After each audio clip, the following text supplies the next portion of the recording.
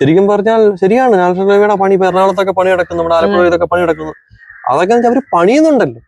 ഇപ്പൊ ഞാൻ പറയും, ഇത് നിതിൻ ഗഡ്കരി എന്ന് പറയുന്ന ഒരാള് ഇന്ത്യയിലെ ഈ റോഡുകള്, അദ്ദേഹത്തെ ശരിക്കും പറഞ്ഞാൽ ഇത് ഏത് പാർട്ടിക്കാരനായിക്കോട്ടെ, അയാൾ ഇനി നാളെ കോൺഗ്രസിൽ പോയാലും അയാൾ ഇനി CPM പോയാലും അയാൾ ചെയ്തു വെച്ചിരിക്കുന്ന കാര്യങ്ങൾ, അയാൾ ഏത് പാർട്ടിക്കാരനായാലും ഇന്ത്യയില് നാഷണൽ ഹൈവേകൾ ഇത്രയും ഡെവലപ്ഡ് ആയത് നിതിൻ ഗഡ്കരി വന്നതിന് ശേഷമാണ്. അതിനകത്ത് നമുക്ക് നിതിൻ ഗഡ്കരിയെ നമ്മൾ അപ്രീഷിയേറ്റ് ചെയ്തേ പറ്റത്തുള്ളൂ. അദ്ദേഹം വന്നതിന് ശേഷമാണ്. അപ്പം എത്രയോ ഹൈവേകള്. പക്ഷെ പല കാര്യങ്ങളും നീ ശ്രദ്ധിച്ചിട്ടുണ്ടോ?